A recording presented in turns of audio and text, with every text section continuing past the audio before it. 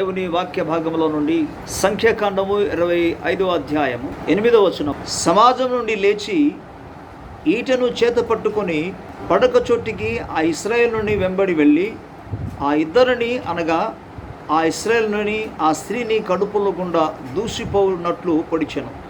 అప్పుడు ఇశ్రాయేలులో నుండి తెగులు నిలిచిపోయెను. చిన్న ప్రార్థన చేసుకుందాం. అందరూ తల వచ్చి ప్రార్థనకి ఎక్కివేద్దాం. ప్రేమ కనికరం కలిగిన మా తండ్రి, నీ పరిశుద్ధమైన ఘనమైన గొప్ప నామానికి కృతజ్ఞతాస్తుతులు స్తోత్రాలు చెల్లిస్తూ నాయన నీ పరిశుద్ధమైన వాక్య భాగాన్ని మేము ధ్యానం చేయడానికి వెళుచుండగా నాయన మాతో మీరు మాట్లాడమని ప్రార్థిస్తున్నాం. వినగల చెవులు, గ్రహించగలిగిన హృదయాలు అందరికీ అనుగ్రహించిన ఆయన ప్రతి వితర్కమును దేవుని జ్ఞానానికి అడ్డగించి ఆటంక దుర్గములను యేసు క్రీస్తు ప్రభు శక్తిగల నామములు క్షణమే పడద్రోసి కొలద్రోసి లాయపరుస్తున్నాం. ప్రతి ఆలోచన నీ వాక్యములకు విధేయత చూపునట్లుగా కృప చూపి నడిపించి మహిమ పొందుకోమని దేవా, పిలిచిన వాడవు, నమ్మదగిన వాడవు, నీ ఆత్మశామ దాయిచమని కోరి నీ రక్త ప్రోక్షణ వేడి యేసు ప్రభు నామంలో అడుగుచున్నాము తండ్రి, ఆమేన్. Praise the lord. హల్లెలూయా. పిల్లరా, దేవుని పరిశుద్ధ గ్రంథంలో నుండి ఈరోజు తెగుళ్ళు రావడానికి కారణాల గురించి గత కాలాల్లో కొన్ని విషయాలు మేము జ్ఞాపకం చేశాను. ఈరోజు దానిని సంబంధించి మరికొన్ని లేఖనాలు దేవుని వాక్యం నుండి మనం ధ్యానం చేసుకున్నాం. దాంట్లో భాగంగా ఈ సంఖ్యాకాండము 25వ అధ్యాయము 8 వచనాన్ని మనం చదువుకున్నప్పుడు ఇక్కడ ఒక వ్యక్తి మనకు కనబడుతున్నాడు. ఈయన పేరు ఫినెహాస్. ఈ ఫినెహాస్ అనే ఒక వ్యక్తి దేవుని పరిశుద్ధ గ్రంథంలో లేవి గోత్రం నుండి వచ్చినవాడు. అసలు పరిస్థితి ఏంటి అంటే, దేవుని వాక్యంలో చరిత్ర ఏమంటుందంటే, ఈ 25వ అధ్యాయము 1వ వచనం నుండి మనం చదువుకొని వెళితే అక్కడున్న సత్యము మనకు అర్థమవుతుంది. 1వ వచనంలో రాయబడింది, ఇశ్రాయేలీయులు సిత్తిములో దిగి ఉండగా ప్రజలు మోయాబు రాండ్లతో వ్యభిచారము చేయసాగిరి. మొదటి విషయం, ఇశ్రాయేల్ ప్రజలు అన్యజనులతో వారు అక్రమ సంబంధము కలిగి జీవించారు. దీనికి ముందుగా నిర్గమకాండంలోనే 20వ అధ్యాయంలో మనం చదువుకుంటే 10 ఆజ్ఞలలో మనుషులు గుర్చేయబడిన 6 ఆజ్ఞల్లో ఒక ఆజ్ఞ మనం చూస్తాం, వ్యభిచరింపవద్దు అనే పదాన్ని. సాధారణముగా ఇశ్రాయేల్ ప్రజల మధ్య జరిగిన, అన్యజనుల మధ్య జరిగిన, ఎవరి వద్ద జరిగిన, అది యూదులే కావచ్చు, గ్రీసు దేశస్థులనే కావచ్చు, ఎవరి మధ్య అయినా సరే వ్యభిచారం అని జరిగినప్పుడు అది దేవుని దృష్టికి పాపము కనుక ఆ పాపము చేసిన ప్రతి ఒక్కరి మీదికి దేవుని యొక్క కోపము, దేవుని యొక్క ఉగ్రత దిగి వస్తుంది. అయితే ఇక్కడ జరిగిన విషయం ఏంటంటే, దేవుని చేత విమోచించబడిన ప్రజలు, దేవుని ద్వారా రక్షణ పొంది ఉన్న ప్రజలు ఐగుప్త బానిసత్వం నుండి దేవుని యొక్క శక్తి చేత, బాహుబలము చేత, దక్షిణ హస్తము ద్వారా విడుదల పొంది వచ్చుచున్న ఈ ప్రజలు, దేవుని ద్వారా పోషింపబడుచున్న ఈ ప్రజలు, దేవుని ద్వారా నడిపించబడుతున్న ప్రజలు, ఏ ప్రజలకైతే దేవుడు విడవకుండా ఎడబాయకుండా దివారాత్రులు పగటి వేళ మేఘస్తంభంలో, రాత్రి వేళ అగ్నిస్తంభంలో వారికి తోడే ఉండి నడిపించారో ఆ ప్రజలు దేవుని కృపను అనుభవించుచు, దేవుని దయను అనుభవిస్తూ, దేవుడు అనుగ్రహించిన సకల మేలను అనుభవించుచు వారు చేయకూడని పనులు చేశారు. అదేంటంటే, అసలు యూదులకును ఇశ్రాయేల్ ప్రజలకును అన్యజనులకు ఎటువంటి సంబంధం ఉండకూడదు, పొత్తు ఉండకూడదు. అలాంటి సందర్భాల్లో వారు అన్యజనులు, ప్రత్యేకంగా ఇక్కడ ఎవరి గురించి చెప్పారంటే మోయాబీయులతో వారు అక్రమ సంబంధము కలిగి వారితో వారు శరీర కార్యాలను అనగా వ్యభిచారముతో పడ్డారు. దీన్ని చూసినప్పుడు దేవుని యొక్క కోపం ఇశ్రాయేల్ ప్రజల మీదకి బహుబలముగా దిగి రావడం అంది మనం చూస్తాం. ఏం దిగి వచ్చిందంటే, దేవుని కోపం వచ్చిన వెంటనే వారి మధ్యకు తెగుళ్ళు వచ్చాయి. తర్వాత లేఖన భాగంలో మనం చదువుకుంటే ఆ 2వ వచనంలో ఏమన్నాడంటే, ఆ స్త్రీలు తమ దేవతల బలులకు ప్రజలను పిలువగా వీరు భోజనము చేసి వారి దేవతలకు నమస్కరించిరి. 2 విషయాలు ఇక్కడ మనం గమనిస్తున్నాం. మొదటిది, వారు అన్యజనులతో అక్రమ సంబంధం కలిగి ఉన్నారు. మొదటి విషయం. దాని గురించి మనం ఆలోచన చేస్తే నేటి దినాల్లో జరుగుతున్న ప్రతి పరిస్థితి, ప్రత్యేకముగా కరోనా వైరస్ను గురించి మనం ఆలోచన చేస్తే ప్రియులారా, దేశవ్యాప్తంగా ఈ యొక్క వైరస్ అనేది వ్యాపించింది. అలాగే ప్రపంచవ్యాప్తంగా వ్యాపించింది. ఎంత చేసినా అసలు ఆగటం లేదు అని అంటే ఒక విషయం మనం గమనించాలి. దానికి ప్రాయశ్చిత్తము కలిగితేనే తప్ప అందులో నుండి ఎటువంటి విడుదల కలగదు. ఈ సత్యాన్ని మనం గమనించాలి. అన్యజనులకు వీటిని గురించి సత్యము తెలియదు కాబట్టి వారు ఇలా చేస్తే అయిపోతుందని, అలా చేస్తే అయిపోతుందని వాళ్ళు అనుకుంటారు. మన దేశ ప్రధాని గారు తనకి ఎంత జ్ఞానం ఉందంటే దీపాలు వెలిగిస్తే ఆగిపోతుంది అంటాడు, చప్పట్లు కొట్టేస్తే ఆగిపోద్ది అంటాడు. దీపాలు వెలిగిస్తే దేవుడు ఎందుకు ఉండాలి? చప్పట్లు కొట్టేస్తే దేవుడు అసలు ఎందుకు ఉండాలి? ప్రియులరా, మన దేవుడు సర్వశక్తి కలిగిన వాడు. భూమిని, ఆకాశమును, సముద్రమును, వాటిలో ఉన్న సమస్తాన్ని దేవుడు కలుగజేసి అన్నీ కూడా తన స్వాధీనంలోంచి నడిపిస్తున్నాడు. ఆయనకు తెలియకుండా, ఆయన సెలవు లేకుండా ఏదీ జరగదు.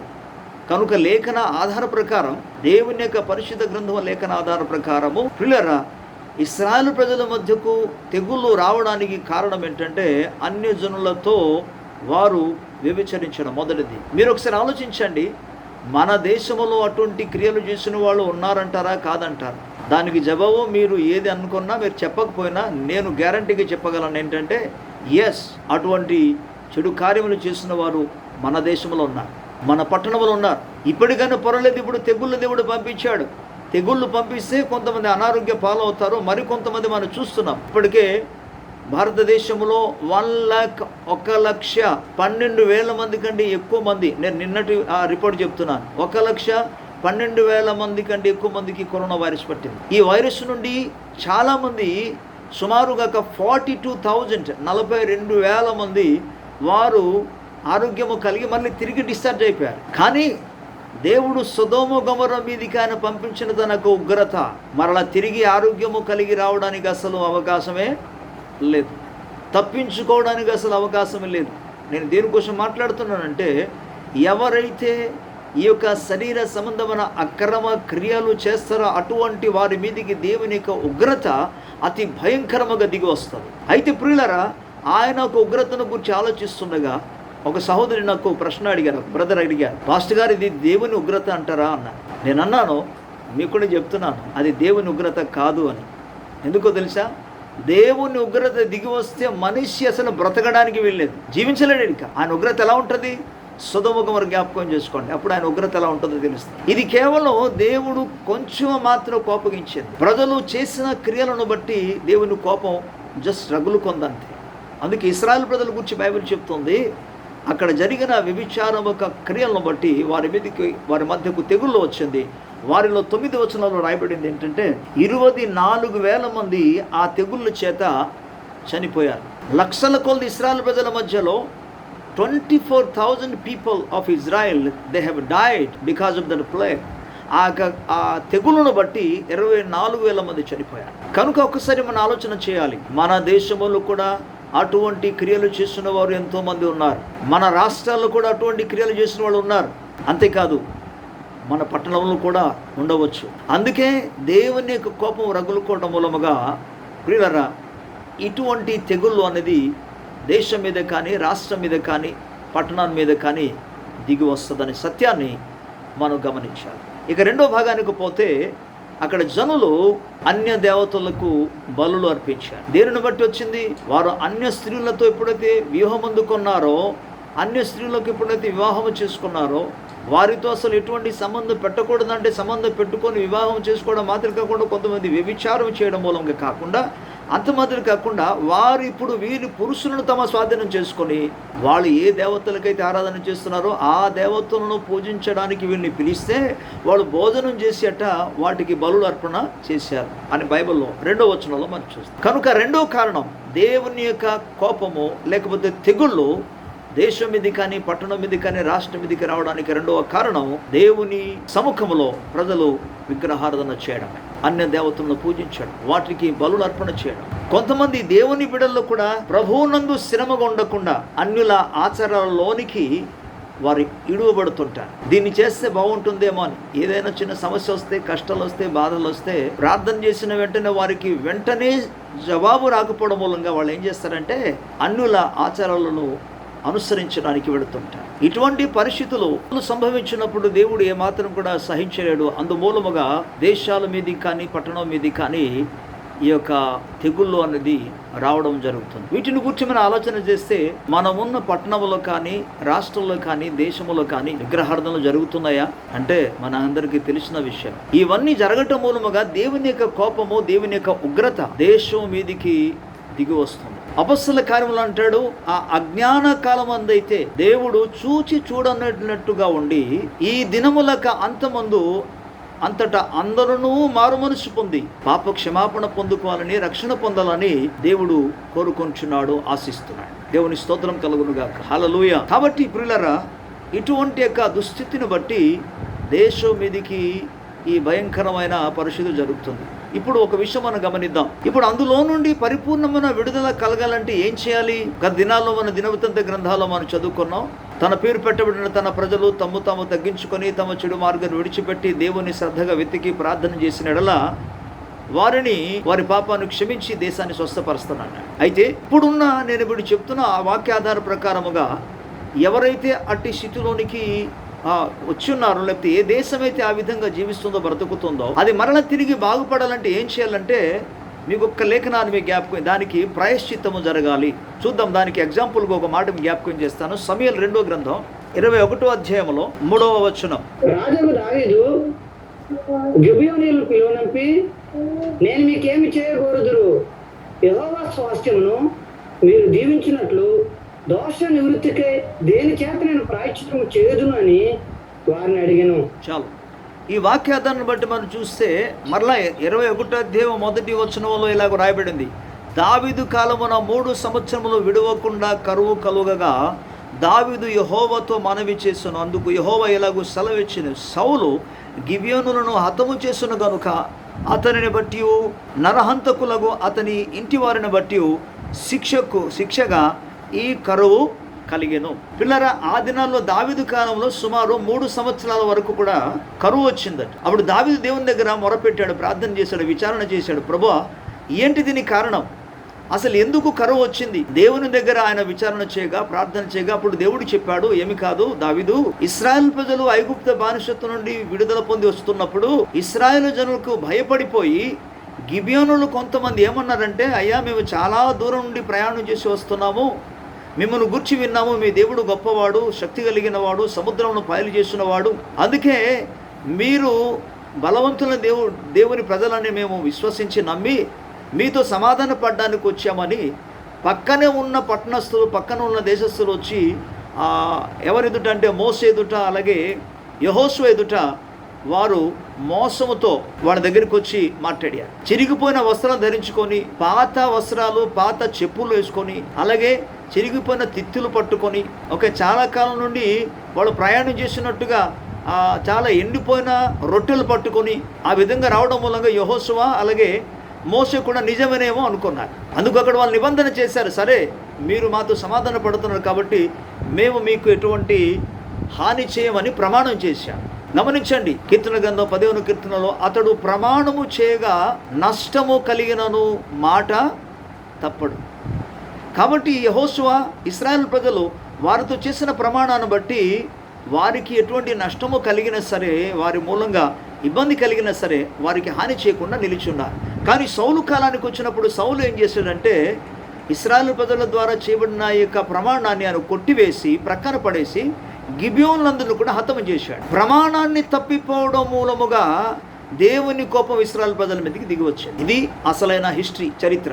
అందుకు 3 సంవత్సరాల వరకు వారికి కరువులు వచ్చాయి. అప్పుడు దేవుడు ఈ మాట తెలియజేయగా వెంటనే గిబియోనులందరినీ కూడా దావీదు పిలిపించి, ఆయన 3వ వచనం మనం చదువుకున్నాం కదా, మీకు ఏం చేయాలి చెప్పండి, మీకు ఎటువంటి సహాయం చేయాలి, ఎటువంటి ఉపకారం చేయాలి, ఎందుకంటే మిమ్మల్ని బట్టి దేశం మీదకి కరువు వచ్చింది కనుక ఏమి చేసి మిమ్మల్ని సమ్మతపరచాలి, ఏమి చేసి మీకు సమాధానపరచాలి చెప్పండి, మీరు అడిగినదే మేము చేస్తాం అని దావీదు అడగగా వారు ఏమన్నారంటే, బాబు మాకు వెండి బంగారాలు వద్దు, మాకు ధన ధాన్యాలు వద్దు, కానీ కేవలం మా తరము వారికి, మా యొక్క జనంగానికి, మా వంశం వారికి ఎవరైతే హతము చేశారో అనగా సౌలు సంతానానికి మాత్రం మా చేతికి తీసుకొచ్చి అప్పగిస్తే చాలు అంటే దావీదు అదే విధంగా ఇశ్రాయేలు ప్రజలతో కూడా కలిసి బిన్యామీను గోత్రానికి సంబంధించిన సౌలు సంతానములో కొంతమందిని తీసుకువెళ్ళి గిబియోనుల చేతికి అప్పగించాడు. తర్వాత మనం 14వ వచనంలోకి వెళ్ళిపోదాం. సౌలు ఎముకలను అతని కుమారుడైన యోనాతాను ఎముకలను బెన్యామీనుల దేశమునకు చేరిన నెబాలోనున్న సౌలు తండ్రి అగు కీసు సమాధి అందు పాతిపెట్టిరి.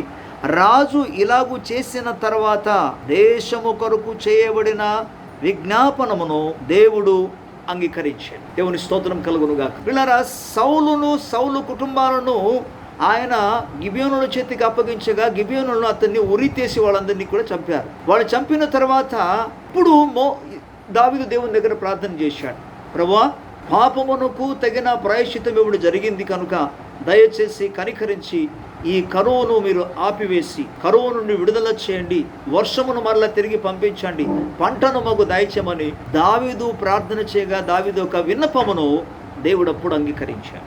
దేవుని స్తోత్రం కలుగునుగాక. సో దీని మూలంగా మీకు ఏం జ్ఞాపకం చేస్తున్నానంటే, లేదా పరిశుద్ధాత్మ దేవుడు మనకు ఏం తెలియజేస్తున్నానంటే, అదేవిధంగా ప్రతి పాపమునకు తగిన ప్రాయశ్చిత్తము జరిగినప్పుడే అప్పుడు దేశమునకు విడుదల కానీ, దేశమునకు ఆరోగ్యము కానీ, దేశమునకు స్వస్థత కానీ, దేశానికి విజయము కానీ, దేశమునకు క్షేమము కానీ, సమాధానం కానీ, నెమ్మది కానీ అప్పుడు కలుగుతుంది.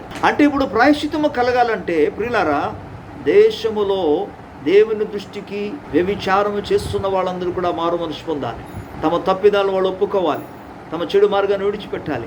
అండ్ సెకండ్ థింగ్, దేవుని వాక్యము ధ్యానం చేసిన ప్రకారము విగ్రహారాధన చేస్తున్న వాళ్ళందరూ కూడా మారు మనసు పొంది పశ్చాత్తాపము చెందినప్పుడు, వాటిని విడిచిపెట్టినప్పుడు అప్పుడు ప్రాయశ్చిత్తము కలుగుతుంది. యేసు రక్తము ద్వారా ప్రాయశ్చిత్తం ఎప్పుడైతే కలుగుతుందో దేశానికి ఆరోగ్యము కలుగుతుంది. దేవుని స్తోత్రం కలుగునుగాక. దేవుని వాక్యం నుండి మరొక వాక్య భాగాన్ని మీకు చెప్పాలని ఆశిస్తున్నాను. దానికి వెళ్ళక ముందు మరలా ప్రభు జ్ఞాపకం చేస్తున్నగా మాట చెప్తున్నాను. అన్యజనులందరూ కూడా దేవుని వైపు తిరగలినప్పుడు 2 పనులు జరగాలి.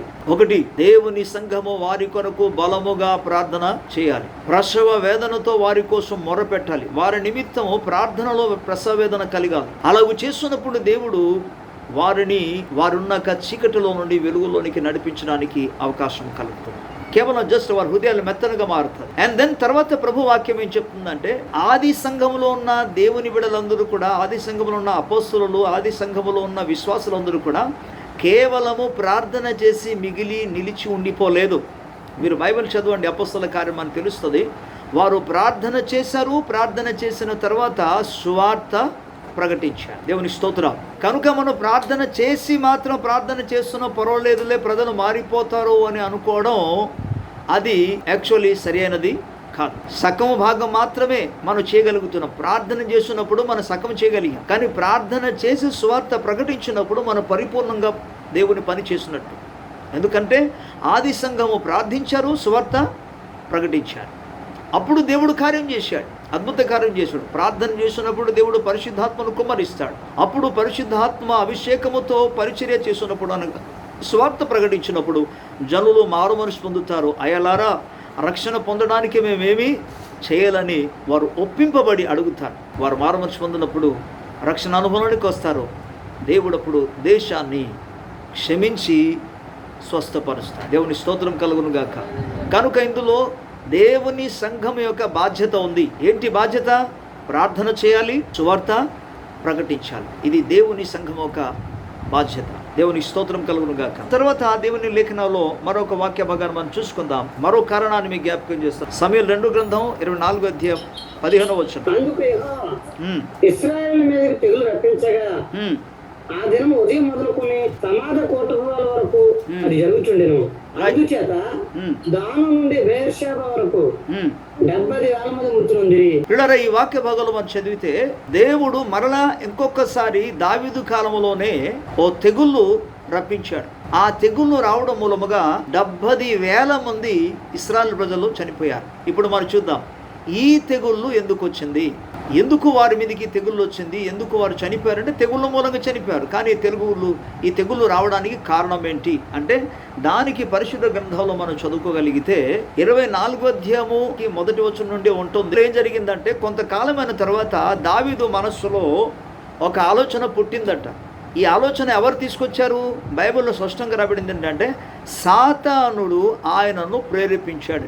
ఏమని ప్రేరేపించాడు అని అంటే, ఏమి కాదు, నీ దేశములు ఎంతమంది జనులు ఉన్నారో, నీ రాజ్యములు ఎంతమంది సైనికులు ఉన్నారో, ఎంతమంది యోధులు ఉన్నారో, ఎంతమంది పరాక్రమశాలులు ఉన్నారో, ఎంతమంది ఈటను విసరగలిగిన వాళ్ళు ఉన్నారో, ఎంతమంది బాణమును విసరగలిగిన ఉన్నారో, వీళ్ళందరినీ ఒకసారి లెక్క పెట్టు అన్నాడు. సో దేశ జనులందరూ కూడా లెక్క పెట్టారు. దేశ జనులందరూ కూడా లెక్క పెట్టడం అనేది దేవుడు లెక్క పెట్టాలి, కానీ మనుషుల్లో ఎవరు కూడా మనం లెక్క పెట్టకూడదు. ఇక్కడ ఈ విషయం జరిగినందుకు దేవుని యొక్క తెగుళ్ళు వారి మీదకి దిగి వచ్చాయి. జనులను కౌంటింగ్ చేసినందుకు, లెక్కించినందుకు దేవుని కోపం వారి మీకు దిగిరాగా వారికి తెగులు వచ్చింది. మీరు చూడండి, కౌంటింగ్ చేసేస్తే లెక్క పెడితే అది ఒక తప్పేనా అని మీరు అనుకుంటారు, కానీ లెక్క పెట్టుతున్నది ఏ ఉద్దేశంతో. అందుకే మనం చేసే ప్రతి పని కూడా ఏ ఉద్దేశంతో మనం చేస్తున్నాం అనేది చాలా ప్రాముఖ్యమైనది. ఎవ్రీథింగ్ మనం చేసే ప్రతి చిన్న పనులు కావచ్చు, పెద్ద పనులు కావచ్చు, ఏ ఉద్దేశంతో చేస్తున్నాం. దావీదు అక్కడ లెక్క పెట్టింది ఏ ఉద్దేశంతో తెలుసా? ఆయన ఉద్దేశం ఆలోచన ఏంటంటే, నా దేశంలో ఎంతమంది జనులు ఉన్నారు, సైనికులు ఉన్నారు, ఆ సైనిక బలాన్ని బట్టి నేను మరొక దేశానికి వెళ్ళి మరొక రాజ్యంలో ఉన్న సైనికులను నేను పడగొట్టగలనని సైన్య బలం మీద ఆధారపడగలిగాడు ఆయన. కానీ నిజానికి అదే దావీదు ఒకప్పుడు ఏమన్నాడు? రాజులను నమ్ముకొనుట కంటే, గుర్రములను నమ్ముకొనుట కంటే, రథాలను నమ్ముకుంటూ ఆశ్రయించుట కంటే, సైన్యములను ఆశ్రయించుట కంటే యెహోవాను ఆశ్రయించుట మేలు అని చెప్పిన ఈ దావీదే ఇప్పుడు గుర్రాల మీద, రథాల మీద, సైన్య సమూహం మీద ఆయన నమ్మికొంచడం మొదలు పెట్టాడు. మీలో ఎవరు కూడా నీకు కలిగి ఉన్న దానిని బట్టి ఎన్నడూ అతిశయించకూడదు. జీవితంలో ఎన్నడూ అతిశయించకూడదు. నీకు ఏమి కలిగి ఉన్నా సరే. ఈయన లెక్క పెట్టింది దేనికి తెలుసా? ఆయన లెక్క పెట్టిందంతా ఒకటే కారణం, నాకు ఇంతమంది సైనికులు ఉన్నారు, నా దేశంలో ఇంతమంది జనులు ఉన్నారు, నా దేశంలో ఇంతమంది యోధులు ఉన్నారు, ఇన్ని ఆయుధాలు మాకున్నాయి అంటే, ఇప్పుడు ఆయుధాలను బట్టి గెలిచావా? సైనికులను బట్టి గెలిచావా? నీకున్న రథ బలాన్ని బట్టి గెలిచావా? లేకపోతే దేవుడు నీకు సహాయం చేసినందుకు నువ్వు గెలిచావా? దావీదు అక్కడ ఫెయిల్ అయ్యాడు. అందువల్లనే దేవుని కోపం రగులుకుంది. దాని గురించి దావీదు ఏమంటున్నాడు ఒకసారి మనం పరిశుద్ధ గ్రంథంలో మనము చదువుకోగలిగితే, పిల్లల దావీదు ఆయన ప్రభు సన్నిధిలో ఈ పని చేస్తున్నందుకు 17వ వచనం, దావీదు జనులను నాశనము చేసిన దూతను కనుగొని యెహోవాను ఇలాగూ ప్రార్థించెను, చిత్తగించుము, పాపము చేసిన వాడను నేనే, దుర్మార్గముగా ప్రవర్తించిన వాడను నేనే, గొర్రెల వంటి వీరేమి చేసిరి, నన్నును నా తండ్రి ఇంటి వారిని శిక్షించుము అంటాడు. ఈ 17వ వచనంలో దావీదు అంటున్నాడు, పాపం చేసింది నేనే. దావీదు ఏ పాపం చేశాడు? ఇశ్రాయేలు ప్రజలందరినీ కూడా లెక్క పెట్టుట అని పాపం చేశాడు. ఆధ్యాత్మికమైన కోణంలో కూడా ఒక సత్యం మనం నేర్చుకోవాలి. ఇక్కడ మీ చర్చిలో ఎంతమంది ఉన్నారు అంటే, మీరు చాలామంది టక లెక్క పెట్టేసి మా చర్చిలో ఎంతమంది ఉన్నారండి అని చెప్తారా? చెప్పరా? వెంటనే చెప్పేస్తారు. చాలా మంది అతిశయిస్తూ మా చర్చిలో అండి 200 మంది ఉన్నారండి, మా చర్చిలో అండి 2000 మంది వస్తున్నారండి. వాళ్ళు ఆల్రెడీ దేవుని దృష్టికి ఏం చేశారు తెలుసా? తప్పు చేశారు. ఎన్ని వేల మంది ఉన్నా, ఎన్ని వందల మంది ఉన్నా దేవుడు వాటిని గురించి చూసుకుంటాడు. లేఖనాలు ఉంది కదా పాస్టర్ గారు అని మీరు అంటారేమో. అపొస్తలుల కార్యము 2వ అధ్యాయంలో ఎంతమంది రక్షణ పొందారు? బైబిల్లో ఏం రాయబడిందంటే ఇంచుమించు అని పదం వాడాడు. 3000 మంది అని వాడు చెప్పటంలే, ఇంచుమించు అని పదాన్ని వాడాడు. అలాగే తర్వాత ఎంతమంది అయినా సరే ఇంచుమించు అని పదాన్ని వాడాడు. స్పష్టముగా అన్నాడు కూడా. అంటే సంఖ్య చెప్పుట ద్వారా అతిశయించడానికి కారణమవుతుంది.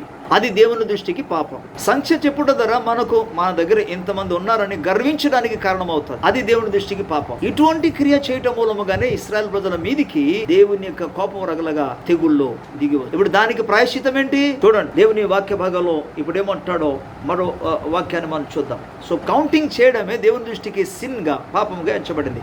25వ వచనం ఒకసారి మనం చదువు. అక్కడ దావీదు యెహోవా నామమున ఒక బలిపీఠం కట్టించి దహన బలులను సమాధాన బలులను అర్పించెను.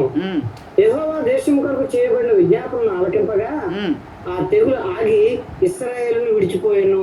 దేవుని స్తోత్రం. పిల్లారా, ఈ సత్యాన్ని గమనించిన వెంటనే మనకు తెలుసు, దేవుడు అంటాడు, నువ్వు తప్పు చేసావు కాబట్టి నేను విడిచిపెట్టను, 3 రకాలైన శిక్ష నీ మీదకి పంపబోతున్నాను. మొదటిది 7 సంవత్సరాలు క్షేమము కలుగును, ఒకటి. రెండోదిగా నీ శత్రువుల ఎదురు నిలవకుండా 3 నెలల వరకు పారిపోతావు. మూడోదిగా తెగుళ్ళు, 3 దినాలు తెగుళ్ళు. 7 సంవత్సరాలు కరువు, 3 నెలలు శత్రువుల ఎదుట నుండి పారిపోవడం, అలాగే 3 రోజుల వరకు దేవుణ్ణి తెగుళ్ళు దిగి రావడం. దేవుడు అసలు ఏమాత్రం కూడా ఇక్కడ క్షమించలేదు. ఏదో ఒకటి కోరుకోమన్నాడు అంతే. దేవునికి అది ఆ లెక్క పెట్టడం అన్నది ఎంత కోపం అనిపించిందో.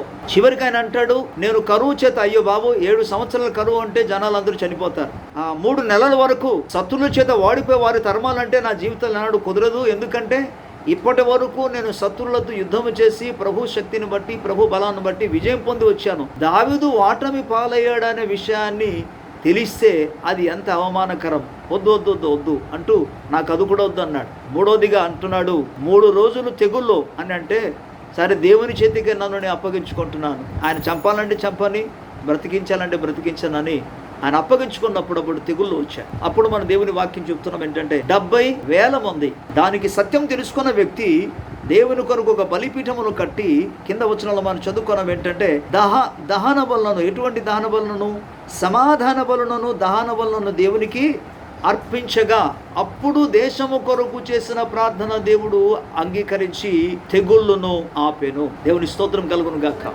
ప్రియులారా, ఆ తర్వాత మనం చూస్తున్నాము దేవుడు దేశము కొరకు చేసిన ప్రార్థనను, ప్రభు ఒక మొరను దేవుడు ఆలకించి తెగుళ్ళు రాకుండా ప్రభు కాపాడాడు. సో ఇప్పుడు మనం ఏం చూస్తున్నామంటే మొదటి భాగాలు మరలా మీకు చెప్తున్నాను. మొదటిది, దేవుని బిడ్డలు కావచ్చు, అన్యజనులు కావచ్చు, దేశములో శరీర కార్యములు అనగా అక్రమ సంబంధాలు, వ్యభిచారపు పనులు చేస్తున్నప్పుడు దేవుని కోపము లేదా తెగుళ్ళు దేశం మీదకి వస్తుంది. రెండవదిగా మీకు చెప్పాను, విగ్రహారాధన చేస్తున్నప్పుడు విగ్రహారాధనను బట్టి దేవుడు కోపగించి, ఆయన రోషము కలిగిన దేవుడు, నాకు చెందవలసిన మహిమను నేను మరొకరికి ఇవ్వను అన్న దేవుడు ఆయన. నేనే దేవుడును, నాకు తప్ప మరొక దేవుడు లేడు అని సెలవిచ్చిన దేవుడు. కనుక ఆయన కోపము రగులుకొని ప్రజల మీదకి తెగుళ్ళు రావడం మనం చూస్తాం. అదేవిధంగా మూడో భాగంలో మనం గమనించినప్పుడు ప్రియులరా, జనసంఖ్య చేస్తున్నప్పుడు అది దేవుని దృష్టికి పాపము కనుక, దేవుని దృష్టికి అది నేరము కనుక దేవుని తెగులు దిగి రావడం మనం చూస్తాం. ఈ మూడిటిలో కూడా ప్రతిదానికి ప్రాయశ్చిత్తము జరిగింది. ఈ మూడిట్లో కూడా ప్రతిదానికి ప్రాయశ్చిత్తం జరిగింది.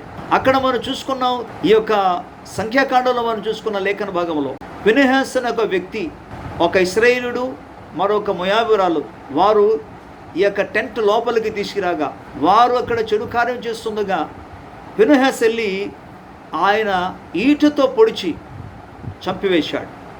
అక్కడ అప్పుడు తెగులు ఆగింది. 9వ వచనం మనం చదువుకున్నాం, తెగుళ్ళు అప్పుడు ఆగింది. అంటే అక్కడ ప్రాయశ్చిత్తము కలిగింది అని అర్థం. విగ్రహార్థనకైనా ప్రాయశ్చిత్తము కలగాలి. చూడండి, 3.5 సంవత్సరం వరకు కూడా దేశం మీదకి వర్షం రాకుండా ఉన్నప్పుడు ఏలియా ప్రాయశ్చిత్తాన్ని కలిగించాడు. దేవుని కొరకు బలులు అర్పణ చేయడం మాత్రం కాదు, బలిపీఠము కట్టి బలులు అర్పణ చేయడం మాత్రం కాదు, ఏ వ్యక్తులైతే అన్య దేవతలు ఆరాధన చేయడానికి ప్రజలను ప్రేరేపించారో ఆ యొక్క ప్రవక్తలను, బయలుదేవతలకు ప్రవక్తలను, అలాగే ఆశ్చర్య దేవతల ప్రవక్తలను ఆయన చంపి ప్రాయశ్చిత్తాన్ని కలుగజేశాడు. ఆ తర్వాత ఆయన ప్రార్థన చేసినప్పుడు దేవుడు వర్షమును పంపించాడు. దేవుని స్తోత్రం కలుగును గాక.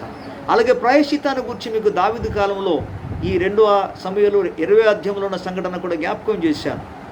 గిబియోను వాళ్ళని వారు హతం చేయడం మూలముగా కరువు వచ్చింది 3 సంవత్సరాలు. దానికి ప్రాయశ్చిత్తము దావీదు చెల్లించాడు.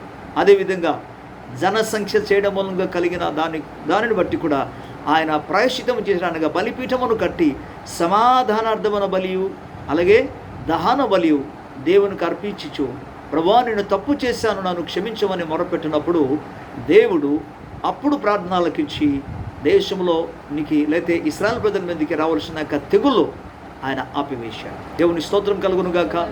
హల్లెలూయా. కనుక ప్రియులారా, ఈ యొక్క ప్రభు యొక్క పునరుత్థాన దినమందు ప్రజెంట్ మనకున్న పరిస్థితిని బట్టి, దేశం కానీ ప్రపంచం మధ్య ఉన్న పరిస్థితిని బట్టి లేఖనాలు ఆధారం చేసుకొని ఈ తెగుళ్ళు ఎందుకు వస్తుంది, తెగుళ్ళ నుండి తప్పించబడాలంటే మనం ఏమి చేయాలి అనే యొక్క సత్యాలను ఈరోజు మీకు జ్ఞాపకం చేశాను. కనుక ఇప్పుడు మన ప్రార్థన అంశం ఏంటంటే, అటువంటి స్థితిలో ఉన్నవారు మన దేశంలో కానీ, మన పట్టణంలో కానీ, మన రాష్ట్రంలో కానీ ఉంటే మన వారి కొరకు ప్రార్థన చేసి ప్రాయశ్చిత్తాన్ని మనం వేడుకోవాలి.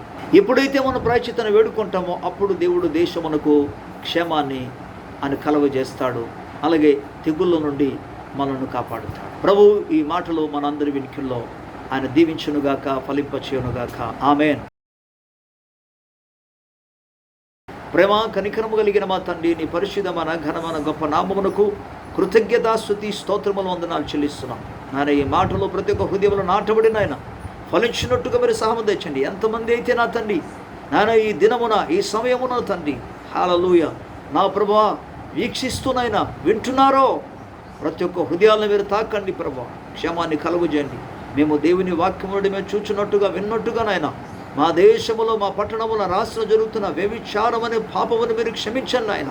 వాటిని మీరు కొట్టివేయండి ప్రభా. దేశంలో జరుగుతున్న ప్రభా విగ్రహార్థాన్ని పాపాన్ని మీరు క్షమించండి దేవా, వాటిని తుడిచిపెట్టమని మేము ప్రార్థిస్తున్నాం ఆయన. అలాగునే ప్రభా జనసంఖ్య చేసి ప్రభా అతిశయించుట అనే పాపం చేసిన బట్టి క్షమించమని బ్రతిమాలుకుంటున్నాను ఆయన. మీరు త్వరలో ఒక అద్భుత కార్యం చేసి ఈ తెగుళ్ళ నుండి మీరు విడుదల కలిగించి మహిమ పొందమని నీ బిడ్డల్లో ఏ ఒక్కరి జీవితాల్లో ప్రభా ఈ తెగుళ్ళు తాకకుండా మీరు కృపను అనుగ్రహించమని యేసు ప్రభు నామములో వేడుకొనుచున్నాము తండ్రి. ఆమేన్.